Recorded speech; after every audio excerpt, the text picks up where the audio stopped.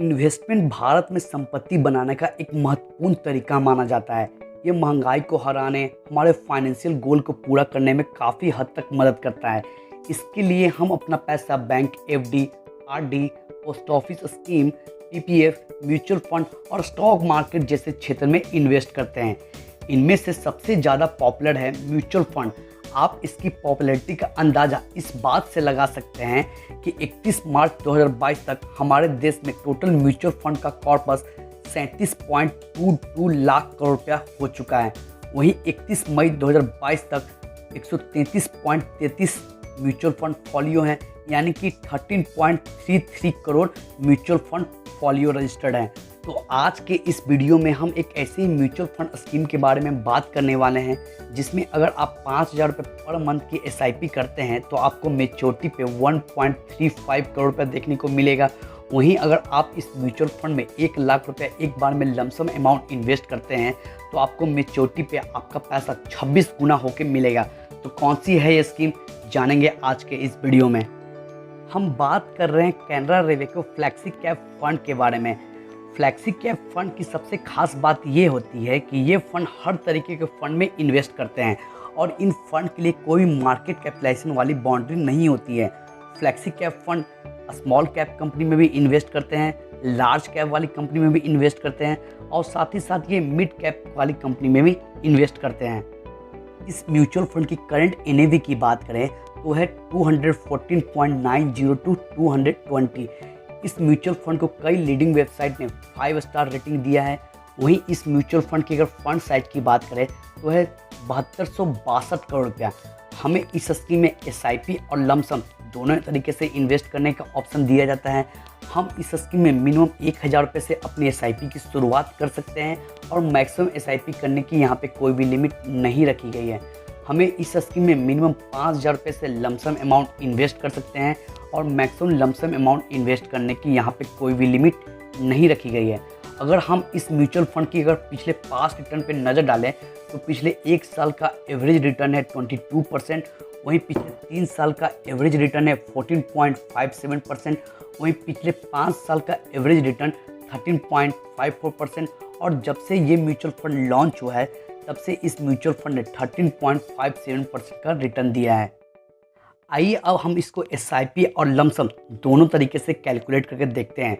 For example, इस fund में अगर हम 5,000 रुपये पर मंथ की मंथली इन्वेस्टमेंट करना चाहते हैं और एक्सपेक्टेड रिटर्न यहाँ पे हम 14% कंसीडर करते हैं, जो कि इस फंड का एवरेज रिटर्न इतना है भी, और हम टाइम पीरियड यहाँ पे 25 साल चूज कर लेते हैं तो हमें मेच्योरिटी पे 1.35 करोड़ रुपये देखने को मिलेगा। वहीं अगर हम इस म्यूचुअल फंड में अपनी पर मंथ इन्वेस्टमेंट को 5,000 रुपये से बढ़ाकर 10,000 रुपये पर मंथ कर देते हैं तो हमें 25 साल के बाद हमारे मेच्योरिटी पे 2.7 करोड़ रुपया मिलेगा।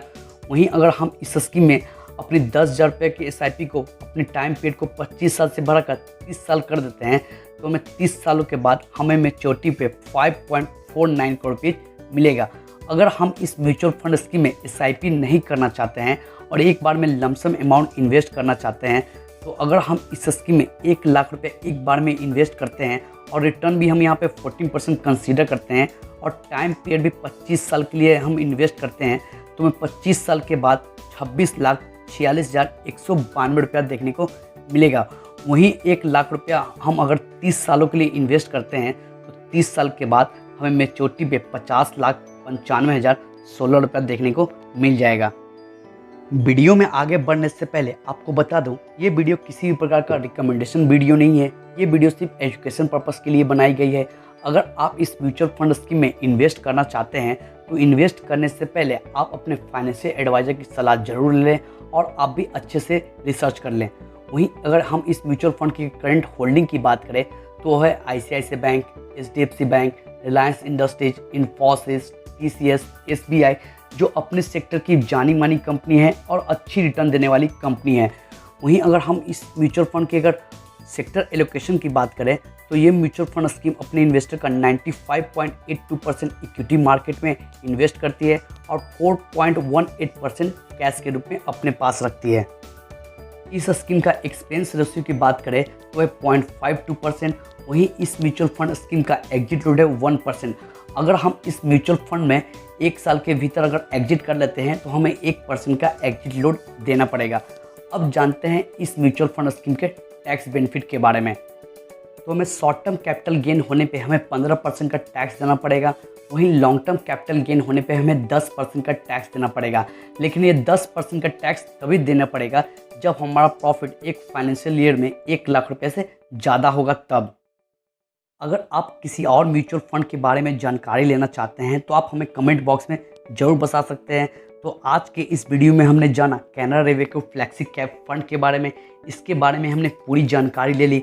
अगर आप इससे जुड़ी कोई और भी जानकारी चाहते हैं या किसी इससे जुड़ी कोई और भी आपके मन में अगर सवाल है तो आप हमें कमेंट बॉक्स में ज़रूर पूछ सकते हैं। तो आज की इस वीडियो में बस इतना ही। उम्मीद करता हूँ आपको ये वीडियो पसंद आया हो। अगर वीडियो पसंद आया हो तो हमारे चैनल को लाइक करें, शेयर करें और सब्सक्राइब करें। मिलते हैं इन्वेस्टमेंट की ऐसे ही नए वीडियो में।